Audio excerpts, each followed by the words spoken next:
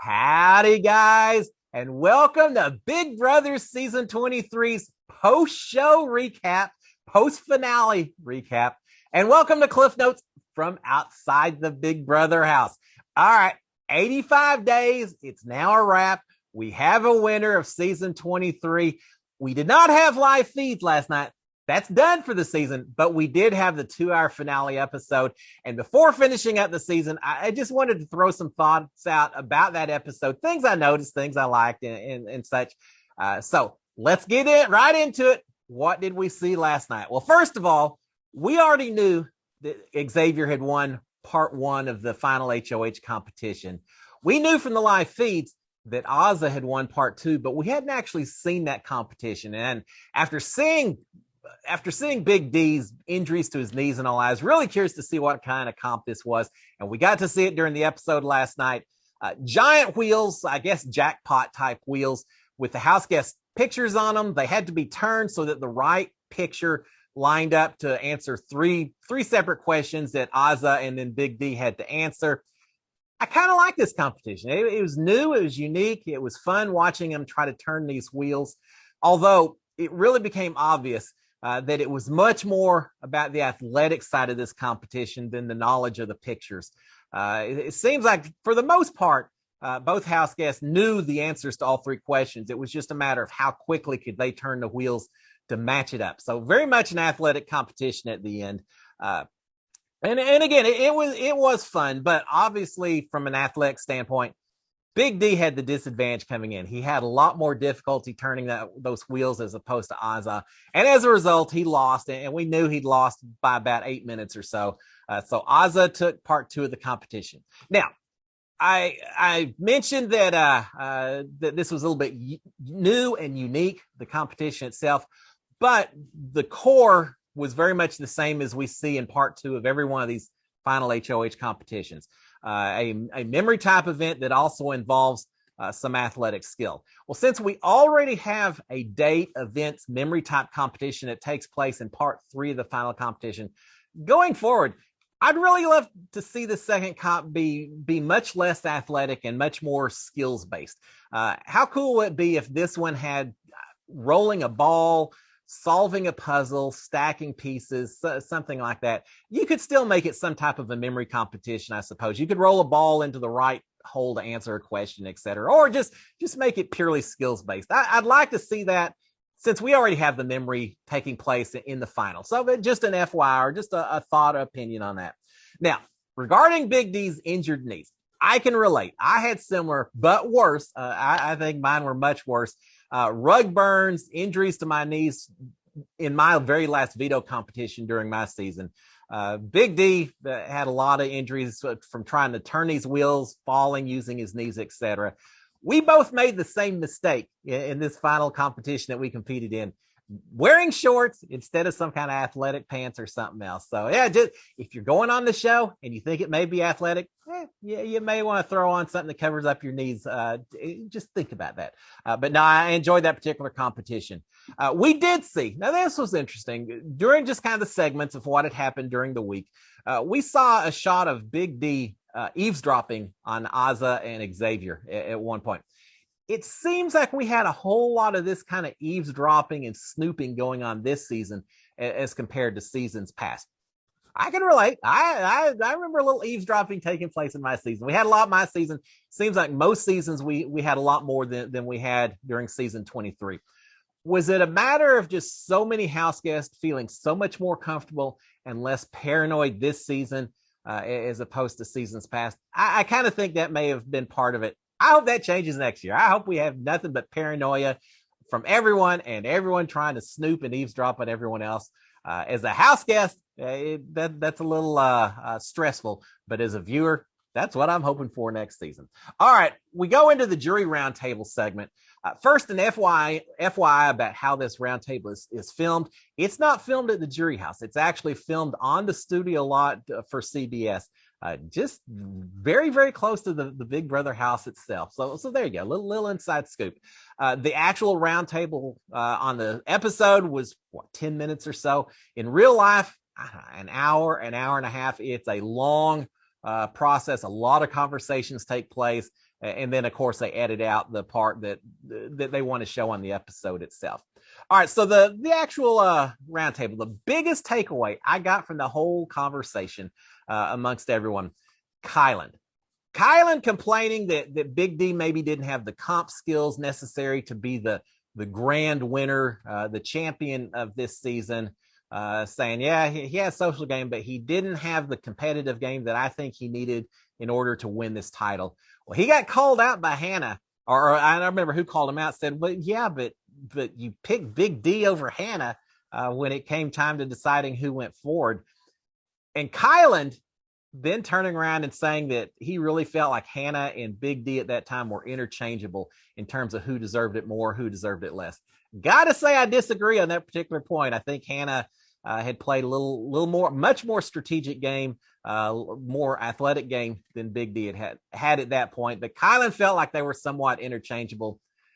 I really think if it come down to it, I think Hannah would have been a little more deserving of the top title than Big D was. So got to disagree with that particular point. But that was my big takeaway. On to the final competition between Azah and Xavier. A live competition. Can you imagine how stressful that is, having to answer those questions and knowing that $750,000 is on the line with it? That's tough. And a memory comp, as we always see with these final competitions, normally it's true, false, yes, no. In this case, they had to pick A, B, or C, which statement was incorrect. And it was fine. But I got to say, I'm just a little tired of these memory competitions as the final. They're a little stale, and it's just because the house guests know they expect this type of competition to occur.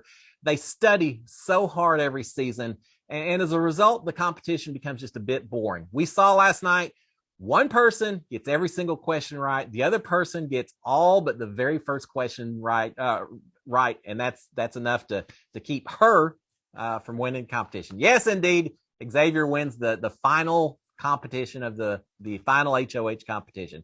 But yeah, it's just a little stale because they're so good. They're so knowledgeable about these events that there's not as much drama as I'd like to see being the final competition of the season. What if we at least made it, still ask the questions, but what if we made it a buzz-in situation where you had to buzz in with the correct answer? So it's not just knowing the information, but also having to pull it up quicker than the other person. I'd love to see that. Or change the final competition completely. Stack something up, solve a puzzle, something that has skills. I want a competition that any one of the 16 could potentially solve as well as anyone else, but something completely different beyond the memory competition. I know, just a thought for next year. But Xavier has won this final competition, and later he makes his best decision in taking Big D to the final two with him. He had to do it, right? I think he beats Azah also, especially once he wins and he's making the decision. If she had won and she had drug Xavier to the end, I still think Xavier wins. But certainly when he wins and he drags her to the final two, I think Xavier wins no matter what. But I still think it was a more logical, more strategic decision and a safer decision to take Big D to the final two, which is what he does. Now, did anyone notice after the competition is over, Xavier gives Azah a big hug and all that, and everything's fine. Big D tries to give Azah a hug, and she kind of turns off to the side and doesn't seem really receptive to it. I think Azah's still a little peeved, a little irritated at Big D and the whole decision he had expressed that he would have taken Xavier over her if he had had the chance. So she's still a little upset about that. Not that I blame her at all. I understand completely, Azah. All right, and again, he's made the decision to take Big D to the final two. This vote isn't even going to be close, right? Yeah, there's no way. But we've got Azah's exit interview talking to Julie Chen Moonves. She mentions during her interviews that she would have taken Xavier to final two. She talked about that.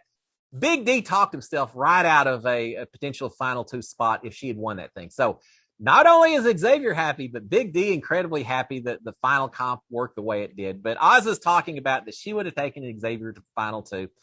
It's probably a very good thing for her that she didn't win this final comp and drag Xavier to the end. Yeah, she would have finished in second. She would have gotten more money. So from that standpoint, I'm sure she wouldn't have minded at all.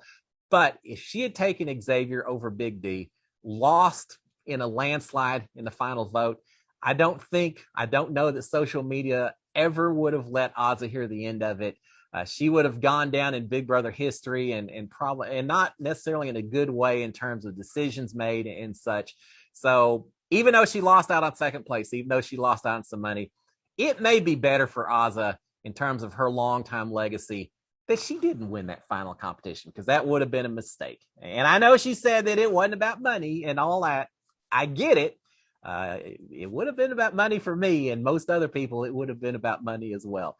All right, so we go from there to the jury question and answers there in the studio. Xavier did great. I feel like he handled all the questions. There's nothing that really tripped him up. Big D, he did what he could with a limited resume. I mean, it's tough to answer a lot of these questions when you haven't done as much as the guy that's sitting next to you. But he did mention, and I was wondering if he was going to claim credit for creating the Cookout Alliance, and he did mention that during the questions themselves. I think that was dangerous. I had earlier said I thought the jury was going to hold that against him, but I thought about it as I watched the episode last night. And here's the thing: Big D didn't know how much the non-Cookout Alliance jury members knew about the Cookout Alliance. The origins, he just didn't know how much information had been revealed. So when he talks about forming the Cookout Alliance, he doesn't know that all the non-Cookout Alliance members may not immediately believe him and agree with him and give him credit for that and potentially give him a vote for it. Tiffany knew different, but he already wasn't going to get Tiffany's vote, right? I don't think there's any way that Tiffany's voting for Big D. So in the end, it may have actually been a decent strategy for Big D to claim credit just to try to help gather the votes of the non-Cookout Alliance jury members. I don't think it mattered, but hey, he has to do what he has to do. And I think it was an okay strategy. All right, just a little FYI about these questions being asked by the jury members. The questions are worked on. They're agreed upon by the jury several days before the finale, typically right after the round table has occurred. Everyone gets together, figures out what questions they want to ask, who's going to ask the question, who's going to ask who the questions and such. So it's a little inside scoop there. All right, on to the final speeches. Please give me the money speeches. Well, the outcome's already decided, I think. So the speeches didn't really matter. I do think that Xavier did well. Xavier was smart to talk about the non-Cookout Alliance members, to talk about he had two of his original Team King non-Cookout Alliance members in the jury with him. I think it was smart for him to mention, to just give them a little credit, just to mention their names to make them feel that much better when they're casting the vote. So I thought Xavier, and being an attorney, I expected Xavier to have a pretty good speech, and he did. Big D, there wasn't anything horrible about his speech, given what he had to work with. It's the same speech that we had heard him repeat multiple times on the live feed, so absolutely no surprises in what happened there. And not finally, but close. On to my favorite part of the entire episode, finding out the secrets. I hadn't really realized how many people had secrets about their careers and such until they all put them together in this one episode. It was a lot of fun. I truly enjoyed watching everyone finding out that Big D's dad was Joe Frazier, the boxer. And then finding out that Xavier, yes, indeed, he truly was an attorney. Everyone was so shocked, not shocked. Plenty of people had already were suspecting that, but to have him reveal it, certainly everyone was excited to hear the news. I wonder, were people more surprised to hear that he truly was an attorney, or were they more surprised to learn that he truly is a bartender, at least at special events and such? So yeah, it was cool watching everyone find out a little bit more information about each other, and they'll do a lot more afterwards. That was one of the best parts about the finale, is getting a chance to actually visit with the jury, visit with all the fellow house guests, and just talk to each other where you don't have the stress of the Big Brother game hanging over your head, and find out who they are as people outside the house as opposed to what they were portraying inside the house. So yeah, I loved watching all the secrets being revealed. That was my favorite part of the entire episode. All right, now quick, after the vote segment, before they reveal the winner, we got Kyland having an opportunity to address the way he walked out of the house. Some of the things he said to Xavier as he walked out the door. And I have no clue what he was saying. And I don't think I'm the only one. I think a lot of people probably were scratching their head a little bit. He said something about watching the tape back and what he actually said was true, and that Xavier maybe hadn't heard part of what he said. I don't know. I don't feel like he necessarily addressed it the way he could have. Xavier certainly didn't seem like he was accepting just yet of what Kylan was throwing. I'm not sure Xavier understood what Kylan was saying any more than the rest of us. But I do think that Xavier and Kylan will be good. The show at the end of the show, they're hugging and they'll work it out. I'm not worried about that. But yeah, I never could really figure out what Kylan was saying. And then before we get the vote reveal, a quick mention from Brittany about her being autistic. I really like how she handled that this season. At the end, she brings awareness to the condition, but during the season, she never used it as a crutch or as an excuse for anything having to do with the game. She fought and worked as hard as anyone in that house, and she tried to make sure that her condition never became a limitation for her game, for her gameplay. Props to Brittany. I enjoyed watching her on the show. She was a fighter. We all knew that she was a fighter, and I'm glad she had an opportunity to talk about autism at the end of the during this finale itself. And finally, on to the vote. What we've been waiting 2 hours to see. And no big surprises. Wouldn't that be a shocker? No surprises. No one at all is surprised to hear that Xavier has won the title. He is Big Brother Season 23's champion, the first African-American Big Brother winner, the first winner of $750,000. Man, I'm jealous, Xavier. But he wins in a landslide. He wins by a unanimous vote. I was glad to see that it was unanimous. I didn't know Brittany, would she have voted for Big D just based on their tight partnership? She didn't. And I like that. I think she voted for who she thought deserved it. Kylan, there was always a possibility that Kylan was going to be a bitter juror, which I've never been a fan of bitter juries, but he cast the vote for who he thought. He respects the game. He always talked about that, and his vote proved it because he voted for who he thought deserves the title, even if they did him a dirty kind of situation. So a unanimous vote, and I don't disagree with that whatsoever. And finally, America's favorite player. Now, I thought it was funny. Julie announces the top 2 finalists instead of the top 3. The top 3 during my season, but she announces the top 2 finalists, Derek X and Tiffany. And I absolutely 100% support both those choices. They both deserve the title. But the actual title of America's favorite player this season goes to Tiffany. And I think it's well-deserved. Tiffany played a great game. A little hard here and there, but she played a fantastic game as a strategist. She won a few competitions as well. She played a great game. And I fully expect to see her back if somewhere down the road when we have an all-star season. I expect to see her back before just about anyone else in this whole house. So Tiffany, props to you. She deserves the title. She played a great game. She made the game incredibly exciting as well.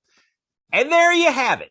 We wrap up this season a little predictable at times, which when you have a big alliance like that, you don't have the flip-flopping going back and forth from a power standpoint. Sometimes it makes some of these weeks a little bit slow. So we had that, but there was also a lot of excitement going on. The cast, I fully support. I love the cast that we got this season. Each and every one of them, I think casting did a fantastic job. We just had a big alliance that sometimes made it a little less chaotic than we as viewers like to have. But I love the cast, all of them. It was a blast doing this. Thank you all so much for your support. I'll be back next season to cover Big Brother 24. That sounded great. I'm sure there's already hashtags out there, BB24, people getting ready. But yeah, I'll be back to cover Big Brother 24 next season. But in the meanwhile, I'm going to be recapping Survivor. I'll be recapping some other reality shows between now and next summer as well. And of course, I'm continuing my Monday night Cliff Notes live episodes on YouTube. So please, for any of those of you who haven't already, please subscribe to my YouTube channel so you can keep up with all the different shows that I'll be covering between now and next summer. If you got any suggestions on any particular shows, let me know. I'll take a look at them. So guys, it's been a fantastic summer, but I'm going to go take a nap. But before I do, thanks to all of y'all. SKD143. I love my wife. I love my kids. I love all the reality TV fans out there around the world. Thank y'all so much. Y'all have a great fall, a great winter, a great spring, and I'll see y'all next summer if I don't see y'all before on my YouTube channel. Y'all have a great one, guys. Bye.